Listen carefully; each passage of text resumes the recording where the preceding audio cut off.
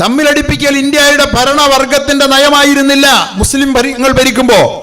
അതുകൊണ്ട് തന്നെ തമ്മിലടിച്ചാൽ ഇന്ത്യ ജീവിക്കുകയില്ല, നിലനിൽക്കുകയില്ല എന്ന് തിരിച്ചറിഞ്ഞുകൊണ്ട് തമ്മിലടിപ്പിക്കുന്ന ഡിവൈഡ് ആൻഡ് റൂളിനെതിരെ, അതോടൊപ്പം തന്നെ തങ്ങൾക്ക് നഷ്ടപ്പെട്ട രാജ്യം തിരിച്ചു കിട്ടണമെന്നുള്ള നിർബന്ധം, ഈ രണ്ട് താല്പര്യങ്ങളും സ്വാതന്ത്ര്യ സമരത്തിൽ മുസ്ലിം പണ്ഡിതന്മാരെ പ്രചോദിപ്പിച്ചിട്ടുണ്ടെന്നുള്ളത് സത്യമാണ്. അങ്ങനെ ഷാഹു വലിയുല്ലാഹി ദഹ്ലവിയുടെ ശിഷ്യഗണങ്ങൾ ആ മഹാപൈതൃകം ഏറ്റെടുത്തുകൊണ്ട് ബ്രിട്ടീഷുകാരുമായി സമരമുഖം തുറക്കുകയും പ്രചാരണ പ്രവർത്തനങ്ങളിലൂടെ, ബോധവൽക്കരണത്തിലൂടെ ഇന്ത്യൻ ജനതയെ ബോധവൽക്കരിക്കാൻ ശ്രമിക്കുകയും ചെയ്തു. പക്ഷേ അത് വിജയിച്ചില്ല വേണ്ടത്ര. കാരണം എന്താണെന്നറിയോ? വിജയിക്കണമെങ്കിൽ സവർണൻ പറയണം, ബ്രാഹ്മണൻ പറയണം. ഇന്ത്യയിൽ ഇവിടുത്തെ ഹിന്ദു ജനത ഏതെങ്കിലും ഒരു പ്രവർത്തനത്തിന്റെ നേതൃത്വത്തിലേക്ക് വരണമെങ്കിൽ സവർണന്റെ നേതൃത്വം വേണം. ഇന്നും അറിയാം, ഇന്ത്യ രാജ്യത്തെ രാഷ്ട്രീയ പ്രസ്ഥാനങ്ങളുടെ എല്ലാ നേതൃത്വത്തിലും സവർണനാണ്. സവർണൻ മുമ്പിൽ നിന്ന് ആഹ്വാനം ചെയ്താലല്ലാതെ ഹിന്ദുവിലെ അവർണൻ ഉണരൂല. അതുകൊണ്ട് തന്നെ ഇന്ത്യയിലെ ആ മഹാപണ്ഡിതന്മാർ നേതൃത്വം നൽകിയ സ്വാതന്ത്ര്യ സമരത്തെ ഒരു സെക്ടേറിയൻ സമരമായി അത് അവതരിപ്പിക്കാനും അതിനെ വിലയിടിച്ച് കാട്ടാനും ബ്രിട്ടീഷുകാർക്ക് കഴിഞ്ഞു. മുസ്ലിമീങ്ങൾ അവരുടെ സ്വന്തം താല്പര്യത്തിന് വേണ്ടി വർഗീയമായി ഞങ്ങളെ എതിർക്കുകയാണ് എന്ന് വരുത്തി തീർക്കാൻ ശ്രമിച്ചപ്പോൾ സവർണന്റെ പിന്തുണയുണ്ടായി. അവർണൻ അനങ്ങാതെ മൃതപ്രദായനായി കിടക്കുകയായിരുന്നു. കാരണം ഹിന്ദു സമൂഹം ഉണരണമെങ്കിൽ നേതാവ് വേണം. അങ്ങനെ മഹാപണ്ഡിതന്മാരെ പലരെയും, ഒരുപാട് മഹാപണ്ഡിതന്മാർ ആ ജിഹാദ്, ആ സമരമേറ്റെടുത്ത് മുന്നോട്ട് കൊണ്ടുപോയി. ബ്രിട്ടീഷുകാർ അതിനെ അടിച്ചമർത്തി. ഷാഹു വലിയുല്ലാഹി ദഹ്ലവിയുടെ ശിഷ്യഗണങ്ങളിൽ പ്രധാനികളായിരുന്ന ഹാജി ഇംദാദുല്ലാ മുഹാജിർ മക്കി, അതുപോലെ തന്നെ ദാറുൽ ഉലൂം ദൈബന്ദിന്റെ മഹാനായ ശില്പി മഹാനായ ഖാസിം നാനൂത്തവി റഹിമഹുല്ല തുടങ്ങിയുള്ള ആയിരക്കണക്കിന് പണ്ഡിതന്മാർ ബ്രിട്ടീഷുകാരുമായിട്ട് ഷാംലിയിലും അതുപോലെ തന്നെ ഷേർ അലിയിലും സൈനികമായി ബ്രിട്ടീഷുകാരുമായി മുഖാമുഖം നിന്ന് യുദ്ധം ചെയ്തു. ദാറുൽ ഉലൂം ദൈബന്ദിന്റെ സ്ഥാപകനായ ഖാസിം നാനൂത്തവി റഹിമഹുല്ല അതിന്റെ കമാൻഡറായി നിന്നുകൊണ്ട് പൊരുതി. ആ മഹാപണ്ഡിത പ്രഭു, അസ്ഹറുൽ ഹിന്ദ് എന്ന് അറബികൾ വിശേഷിപ്പിച്ച ഏഷ്യ ഭൂഖണ്ഡത്തിലെ ഏറ്റവും വലിയ മതപാഠശാലയ്ക്ക് ബീജാവാപം നൽകിയ മഹാനായ ഖാസിമുൽ ഉലൂം ഖാസിം നാനൂത്തവി റഹ്മത്തുള്ളാഹി അലൈഹി ബ്രിട്ടീഷുകാർക്കെതിരിൽ സൈനിക പോരാട്ടം നടത്തി അവരെ തോൽപ്പിച്ചു. ഷാംലിയിലും ഷേറലിയിലും പണ്ഡിതന്മാർ നേതൃത്വം നൽകി തോൽപ്പിച്ചു.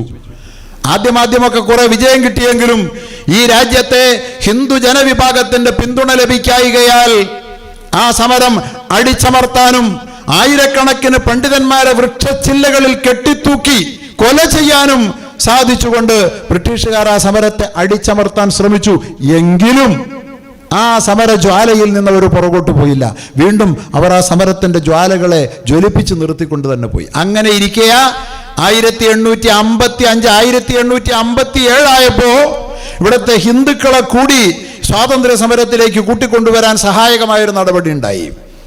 അതായത് പന്നിക്കൊഴുപ്പ് കൊണ്ടും പശുക്കൊഴുപ്പും നിറച്ച പട്ട കടിച്ചു കീറി വേണം തോക്ക് തുറക്കാൻ എന്ന ഒരു സ്ഥിതിവിശേഷം ഇന്ത്യയുടെ സൈന്യത്തിൽ രൂപപ്പെടുകയുണ്ടായി. അപ്പോ പശുവിനെ ദൈവത്തെ പോലെ കാണുന്ന ഹിന്ദുക്കളും അതിൽ പ്രകോപിതരായി. അങ്ങനെ ഇന്ത്യൻ സൈന്യത്തിലെ ഹിന്ദുക്കളും മുസ്ലിമീങ്ങളും ഒരുമിച്ച് ചേർന്നുകൊണ്ട് ബ്രിട്ടീഷുകാരോട് ചെയ്ത സമരമാണ് 1857 ശിവായി ലഹള എന്ന് ബ്രിട്ടീഷുകാർ വിളിച്ച ഒന്നാം സ്വാതന്ത്ര്യ സമരം എന്ന് ഇന്ത്യക്കാർ വിളിച്ച സമരം. ഒന്നാം സ്വാതന്ത്ര്യ സമരമാകാൻ കാര്യം മുസ്ലിമീങ്ങളോടൊപ്പം ഹിന്ദുക്കളോടെ ചേർന്നപ്പോഴേ ഉള്ളൂ സ്വാതന്ത്ര്യ സമരമായുള്ളൂ. എന്നാലേ അവർക്ക് സ്വാതന്ത്ര്യ സമരമുള്ളൂ. മുസ്ലിങ്ങൾ നടത്തിയാൽ സ്വാതന്ത്ര്യ സമരം ആകില്ല ഇന്ത്യൻ ചരിത്രകാരന്മാർക്ക്.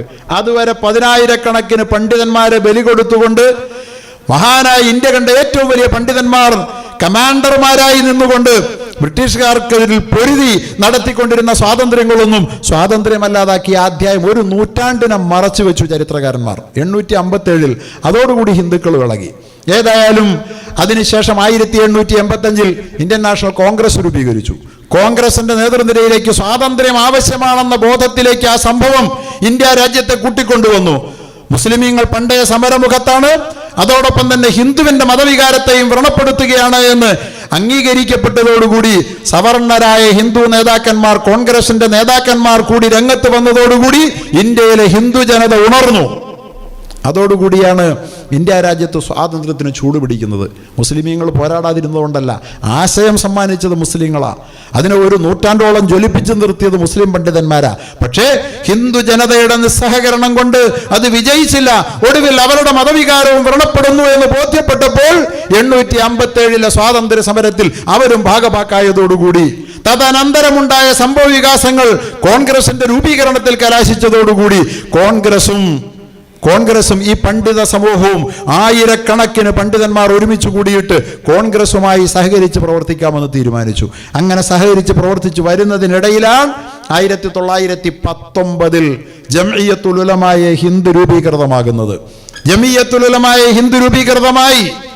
മഹാന്മാരായ ദാറുൽ ഉലൂം ദൈവത്തിന്റെ പണ്ഡിതന്മാരാൽ സ്ഥാപിതമായ ആ സംഘടന തീരുമാനിച്ചു, കോൺഗ്രസുമായി കൈകോർത്തുകൊണ്ട് തന്നെ വിപ്ലവ മാർഗം ഉപേക്ഷിച്ചുകൊണ്ട് നമുക്ക് അഹിംസാ മാർഗത്തിലൂടെ തന്നെ, സമാധാനപരമായ മാർഗത്തിലൂടെ തന്നെ ഇവരെ നേരിടാം എന്ന് തീരുമാനിച്ചു.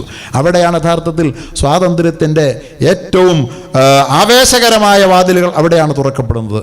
അഥവാ ഇവിടെ ആ മുസ്ലിം പണ്ഡിതന്മാർ ബ്രിട്ടീഷുകാർക്കെതിരെയുള്ള സമരമുഖം തുറന്ന് നൂറ്റാണ്ടോളം അതിനെ ജ്വലിപ്പിച്ചു നിർത്തിയില്ലായിരുന്നുവെങ്കിൽ ഇവിടുത്തെ ഹിന്ദു സമൂഹം ബ്രിട്ടീഷുകാർക്കെതിരിൽ സമരം ചെയ്യണമെന്നുള്ള ഒരു ആശയഗതിയിലേക്ക് പോലും വരുമായിരുന്നില്ല.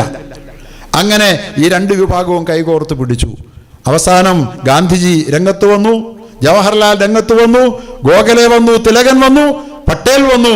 സവർണ നേതാക്കന്മാർ കോൺഗ്രസിലൂടെ ഹിന്ദുക്കൾക്ക് നേതൃത്വം നൽകാൻ രംഗത്ത് വന്നു. അപ്പുറത്ത് മൗലാന മുഹമ്മദ് അലി ജൗഹറുണ്ട്, മൗലാന ഷൗക്കത്ത് അലിയുണ്ട്. മക്കയിൽ ജനിച്ച് ഇന്ത്യയിൽ ജീവിച്ച ഖുർആൻ വ്യാഖ്യാനം എഴുതിയ മഹാപണ്ഡിതനായ മൗലാന അബുൽ കലാം ആസാദ് ഉണ്ട്. ഈ യഥാർത്ഥത്തിൽ ഇന്ത്യയുടെ സ്വാതന്ത്ര്യത്തിന്റെ പിന്നിൽ ആരാണ് പ്രവർത്തിച്ചത് എന്ന ചർച്ചയ്ക്ക് ഉത്തരം കണ്ടെത്താൻ അധികമൊന്നും പോകണ്ട. ഇന്ത്യ രാജ്യത്തിന് സ്വാതന്ത്ര്യം നേടിത്തന്നത് ഗാന്ധിജിയാ, രാഷ്ട്രപിതാവാണ്, കോൺഗ്രസ്സാണ് എന്നൊരു വശത്ത് പറയുമ്പോൾ അപ്പുറത്ത് മുസ്ലിം പണ്ഡിതന്മാരുടെ സാന്നിധ്യം തിരിച്ചറിയാൻ അധികമൊന്നും വേണ്ട. കാരണം എന്താ, ജംഇയ്യത്തുൽ ഉലമായെ ഹിന്ദ് എന്ന് പറയുന്ന ഇന്ത്യയിലെ ഏറ്റവും വലിയ പണ്ഡിത പ്രസ്ഥാനത്തിന്റെ അധ്യക്ഷൻ മൗലാന മുഹമ്മദ് അലി ഇന്ത്യൻ നാഷണൽ കോൺഗ്രസിന്റെ പ്രസിഡന്റാണ്. ജംഇയ്യത്തുൽ ഉലമായ ഹിന്ദിന്റെ പ്രസിഡന്റ് ഇന്ത്യൻ നാഷണൽ കോൺഗ്രസിന്റെ പ്രസിഡന്റാണ്. അന്ന് ആരാണെന്നറിയുമോ? ഇന്ത്യൻ നാഷണൽ കോൺഗ്രസിന്റെ ജനറൽ സെക്രട്ടറി ഇന്ത്യയുടെ പിന്നീടത്തെ പ്രധാനമന്ത്രി ജവഹർലാൽ നെഹ്റുവാണ്. സെക്രട്ടറി നെഹ്റുവും പ്രസിഡന്റ് മൗലാന മുഹമ്മദ് അലിയുമായി ഈ രാജ്യത്ത് കോൺഗ്രസ് മുന്നോട്ട് പോയി. ഇതേ മൗലാന മുഹമ്മദ് അലി ജൗഹർ ജംഇയ്യത്തുൽ ഉലമായ ഹിന്ദിന്റെയും പ്രസിഡന്റാണ്, പല സമ്മേളനങ്ങളുടെ അധ്യക്ഷനാണ്. കോൺഗ്രസിന്റെ ചരിത്രത്തിലെ, സ്വാതന്ത്ര്യ സമര പ്രസ്ഥാനമായ കോൺഗ്രസിന്റെ ചരിത്രത്തിലെ ഏറ്റവും പ്രായം കുറഞ്ഞ പ്രസിഡന്റ്, ഷോ ബോയ് എന്ന് വിശേഷിപ്പിക്കപ്പെട്ട മൗലാന അബുൽ കലാം ആസാദ് ജംഇയ്യത്തുൽ ഉലമായ ഹിന്ദിന്റെ പ്രസിഡന്റാണ്.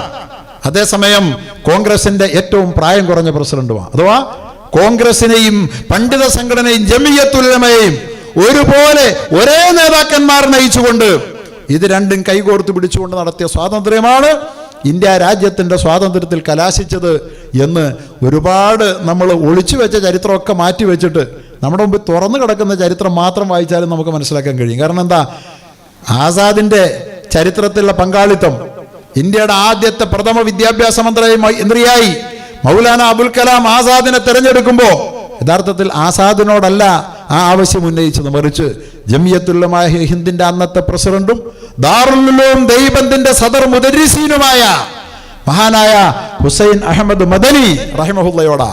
അദ്ദേഹം പറഞ്ഞു, ഞാൻ എൻ്റെ ദർസ്ഗാഹിലേക്ക് മടങ്ങുകയാണ്, ദാറുൽ ഉലൂമിലെ അധ്യാപനത്തിലേക്ക് വിനീതൻ മടങ്ങുകയാണ്, അതുകൊണ്ട് എന്നെ ഒഴിവാക്കി തരണം. നിങ്ങൾക്ക് നിർബന്ധമാണെങ്കിൽ സഹോദരൻ മൗലാന ആസാദിനെ തരാം. ജംഇയ്യത്തുൽ ഉലമയുടെ നോമിനിയാണ് ഇന്ത്യയുടെ ഒന്നാമത്തെ വിദ്യാഭ്യാസ മന്ത്രി. ബ്രിട്ടീഷുകാരൻ കുത്തഴിഞ്ഞ പുസ്തകം പോലെയാക്കിയ, ബ്രിട്ടീഷ് താല്പര്യത്തിൽ അധിഷ്ഠിതമായി നിർമ്മിച്ച വിദ്യാഭ്യാസ സമ്പ്രദായം ഇന്ത്യ രാജ്യത്തിന്റെ ആശയധാര കെട്ടിപ്പടുക്കാൻ ഒരു വ്യാഴവട്ടക്കാലത്തിലധികം ഖുർആൻ മാത്രം പഠിച്ച പി വിശ്വംഭരൻ ഒരിക്കൽ എഴുതുകയുണ്ടായി കേരള കൗമുദിയിൽ, ഒരു ദിവസം പോലും പള്ളിക്കൂടത്തിന്റെ പടിവാതിൽ കണ്ടിട്ടില്ലാത്ത, ഇസ്ലാമിക പാണ്ഡിത്യത്തിന് സ്വാതന്ത്ര്യത്തിൽ വല്ല പങ്കുണ്ടോ എന്നാലോചിക്കുമ്പോൾ നമുക്ക് കിട്ടുന്ന ഉത്തരം അതാണ്.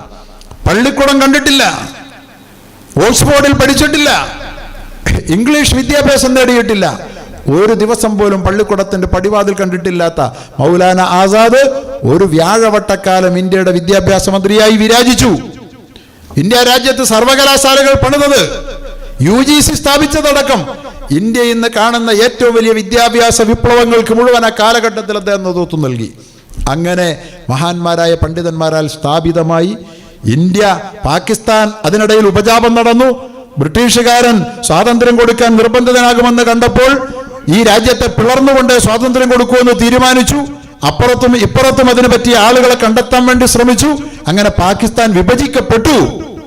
ഒരു കാര്യം പറയാൻ ഞാൻ ആഗ്രഹിക്കുകയാണ്. പാകിസ്ഥാൻ വിഭജനത്തിന്റെ പേര് പറഞ്ഞുകൊണ്ടാണ് ഇന്നും വർഗീയ ശക്തികൾ നമ്മുടെ നേരെ ഉറഞ്ഞു തുള്ളുന്നത്.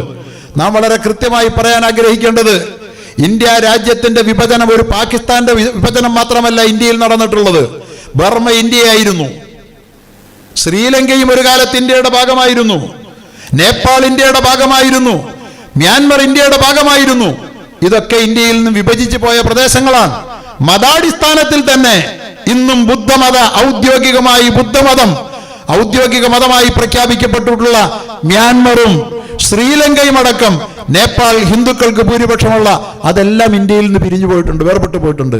അതുകൊണ്ടൊന്നും വിഭജനത്തിന്റെ ഉത്തരവാദികൾ ഹിന്ദുക്കളാണെന്ന് ആരും പറഞ്ഞിട്ടില്ല, ബുദ്ധന്മാരാണെന്ന് ആരും പറഞ്ഞിട്ടില്ല. പാകിസ്ഥാൻ ബ്രിട്ടന്റെ ഉപജാപത്തോടുകൂടി വിഭജിച്ചുകൊണ്ട് ഇന്ത്യയെ ദുർബലമാക്കാൻ വേണ്ടി, തമ്മിലടിപ്പിക്കാൻ വേണ്ടി ബ്രിട്ടൻ ഇട്ട പദ്ധതിയാണ്. ഒരിക്കലും അവസാനിക്കാത്ത കാശ്മീർ അതിന്റെ നെഞ്ചത്ത് നിക്ഷേപിച്ചു, എന്നിട്ട് ഒരിക്കലും പരിഹരിക്കരുത്. ആ നിലയിൽ നമ്മെ തമ്മിലടിപ്പിക്കാൻ വേണ്ടി അവർ ശ്രമിച്ചു. അങ്ങനെ പാകിസ്ഥാനുമായി അവർ പോയപ്പോൾ പോലും ഇന്ത്യയിൽ മുസ്ലിം പണ്ഡിതന്മാരുടെയും ജംഇയ്യത്തുൽ ഉലമായ ഹിന്ദടക്കം മുസ്ലിം പണ്ഡിത പ്രസ്ഥാനങ്ങളുടെയും മുസ്ലിമീങ്ങളുടെയും സ്വാതന്ത്ര്യത്തിലെ പങ്കാളിത്തം ഇന്ത്യയുടെ ഭരണകർത്താക്കൾക്ക് ബോധ്യമുണ്ടായിരുന്നു. അതുകൊണ്ടാണ് ഗാന്ധിജിയുടെ ഇന്ത്യ, ജവഹർലാലിന്റെ ഇന്ത്യ, പട്ടേലിന്റെ ഇന്ത്യ, ആ ഇന്ത്യയുടെ പ്രഥമ പ്രധാനമന്ത്രിയായി, വിദ്യാഭ്യാസ മന്ത്രിയായി മൗലാന ആസാദ് എന്ന് പറയുന്ന ജംഇയ്യത്തിന്റെ പ്രസിഡന്റായിരുന്ന ആ പണ്ഡിതന് സ്ഥാനം നൽകി. എന്ന് മാത്രമല്ല, ജംഇയ്യത്തുൽ ഉലമായ ഹിന്ദിന് രാജ്യസഭയിലേക്ക് കോൺഗ്രസ് നോമിനേറ്റ് ചെയ്തുകൊണ്ടിരുന്നു 5 പതിറ്റാണ്ട് കാലത്തോളം. അത്രയും അനിഷേധ്യമായ സംഭാവന ഇന്ത്യ രാജ്യത്തിന്റെ സ്വാതന്ത്ര്യത്തിൽ വഹിച്ചിട്ടുള്ള ഒരു പ്രസ്ഥാനത്തിന്റെ പ്രതിനിധികൾക്ക് സ്വാതന്ത്ര്യം നൽകുകയില്ലെന്ന് പറഞ്ഞുകൊണ്ട് ഇന്ന് രംഗത്ത് വന്നിരിക്കുന്നത് അധികാര കസേരയിലിരിക്കുന്ന ആരാണവർ? അവർക്ക് എന്താണ് ഇന്ത്യയുമായി ബന്ധം? അവർ വന്നില്ലായിരുന്നുവെങ്കിൽ ഇന്ത്യ രാജ്യത്ത് ചാതുർവർണ്ണ്യം ഉണ്ടാകുമായിരുന്നില്ല. അവർ വന്നില്ലായിരുന്നെങ്കിൽ ഇന്ത്യൻ ജനത അടിമത്വം അനുഭവിക്കുമായിരുന്നില്ല. ബ്രിട്ടീഷുകാരൻ വരുന്നതിന് മുമ്പേ ഇന്ന് ഇന്ത്യ അടക്കി ഭരിക്കുന്ന സവർണ ശക്തികൾ എന്ന് കടന്നു വന്നോ അന്നാണ് അധികാരത്തിന്റെ പിൻബലമില്ലാതെ തന്നെ സാമൂഹിക ക്രമത്തിൽ അടിമത്വം സൃഷ്ടിച്ചത്. സാമൂഹിക ക്രമത്തിൽ ചാതുർവർണ്ണ്യം കൊണ്ട് അടിമത്വം സൃഷ്ടിച്ച് ഇന്ത്യൻ ജനതയെ അടിമകളാക്കിയ അതേ ശക്തികൾ, ബ്രിട്ടീഷുകാരോട് കൈകോർത്ത അതേ ശക്തികൾ, സ്വാതന്ത്ര്യ സമരത്തിൽ ഒരു ചെറുവിരലനക്കിയിട്ടില്ലാത്ത അതേ ശക്തികൾ ഇന്ന് അധികാരത്തിൽ കൃത്രിമം കാണിച്ച് കയറിയിരുന്നു കൊണ്ട് ഇന്ത്യൻ ജനതയുടെ കേവലം 30% മാത്രം വോട്ട് വാങ്ങി 70% ഭൂരിപക്ഷത്തെ അടക്കി ഭരിച്ചുകൊണ്ട് ജനങ്ങളുടെ പൗരാവകാശങ്ങൾ അട്ടിമറിക്കുമ്പോൾ, ജനങ്ങളുടെ പൗരാവകാശങ്ങൾ മുഴുവൻ മുസ്ലിമീങ്ങളുടെ നേരെ മാത്രമല്ലല്ലോ, കർഷകരുടെ സമരം തുടങ്ങിയിട്ട് കാലം എത്രയായി? കർഷകരുടെ സമരം തുടങ്ങിയിട്ട് കാലം എത്രയായി? വർഷത്തോളമായി. പക്ഷേ കർഷകരുടെ സമരം പരിഹരിക്കാൻ വേണ്ടി ചെറുവിരൽ നക്കുന്നില്ല. രാജ്യത്തെ അന്നമൂട്ടുന്ന കർഷകർക്ക് അവരുടെ പ്രശ്നം പരിഹരിക്കാൻ നമ്മുടെ രാജ്യം ചെയ്തു വരുന്ന എന്താ? എന്ത് സ്വാതന്ത്ര്യമാണിത്? ഏതെങ്കിലും ഒരു ജനവിഭാഗത്തിന്റെ പ്രശ്നം തീരുമാനിക്കുന്നത് അവരോട് ആലോചിക്കാതെ, കർഷകനോട് ആലോചിക്കാതെ കർഷകന്റെ നിയമങ്ങൾ ചുട്ടെടുക്കുന്നു. ന്യൂനപക്ഷങ്ങളോട് ആലോചിക്കാതെ ന്യൂനപക്ഷങ്ങളുടെ നിയമങ്ങൾ ചുട്ടെടുക്കുന്നു. അല്ലേ? മുത്തലാഖ് മുസ്ലിങ്ങളോട് ആലോചിച്ചോ? നിങ്ങളോട് ആലോചിക്കില്ല, ഞങ്ങൾ നിയമം പറഞ്ഞു തരാം, നിങ്ങൾ നടത്തിക്കോണം. കർഷകനോടും അങ്ങനെ മനുഷ്യന്റെ മതപരമായ അവകാശം, മനുഷ്യന്റെ തൊഴിൽപരമായ അവകാശം, കാർഷികാവകാശങ്ങൾ എല്ലാം ലംഘിച്ചുകൊണ്ട്, അതുപോലെ തന്നെ രാജ്യത്തെ ജനങ്ങളെ മതകീയമായി ഭിന്നിപ്പിച്ചുകൊണ്ട് പൗരത്വം നിഷേധിക്കുന്നത് അടക്കമുള്ള പ്രക്രിയകളുമായി ഭരണകൂട ശക്തികൾ മുന്നോട്ട് പോകുമ്പോൾ, ഇവിടെ രണ്ടാം കിട പൗരന്മാരെ സൃഷ്ടിക്കാൻ ശ്രമിക്കുമ്പോൾ നമുക്ക് അവരോട് പറയാനുള്ളത്, നിങ്ങൾ പിശാചിന്റെ സന്തതികളാണെന്നാണ് നമുക്ക് ലോകത്തോടും ബോധ്യപ്പെടുത്താനുള്ളത്.